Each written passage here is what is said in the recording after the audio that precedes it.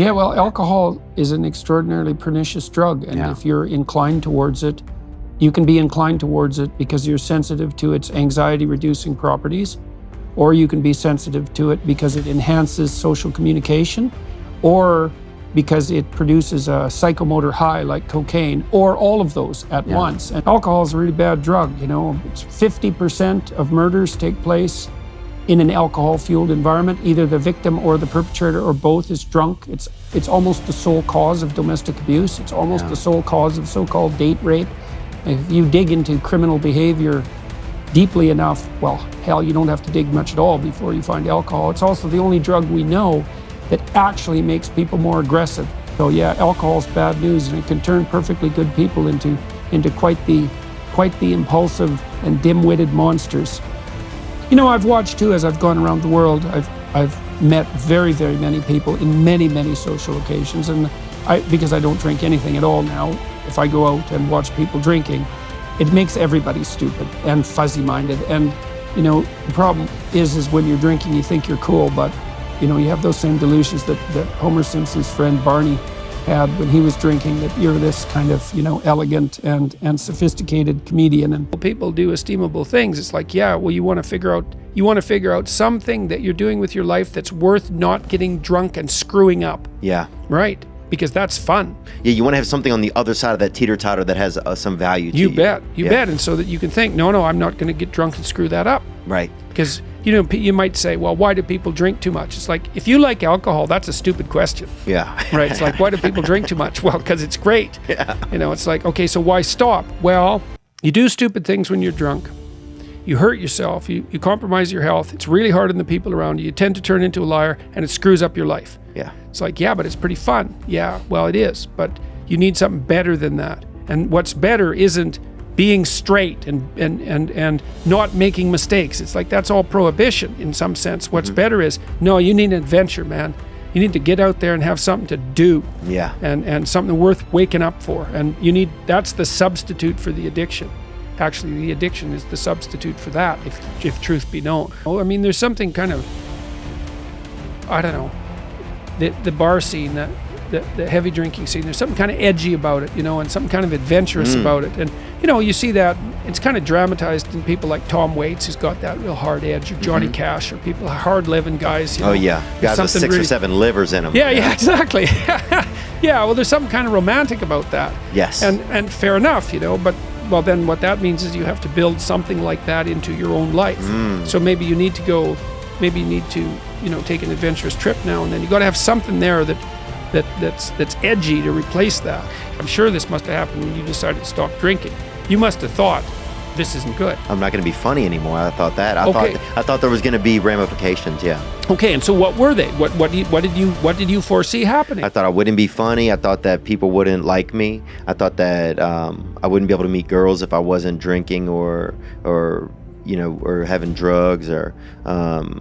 Right, so that was things. What you were afraid of giving up if you stopped drinking. Right. What were you afraid of happening if you kept drinking? I was afraid of not achieving my dream. Okay, so you were afraid you're going to die, or you're afraid you're going to become addicted. So let's say what would have life like been like you for you if you were addicted? So you don't have a career anymore. No. Right, so you've given all that up and failed. So that's fun. So that's going to drive you even more towards drugs. Yeah, it would have been all my dreams. It would have been miserable. Right. It would have been hell. Exactly. So why quit drinking? So I don't end up in hell. Hey, there's a reason to stop. And then if you make that hell real, it's like, here's all the details of my personal hell.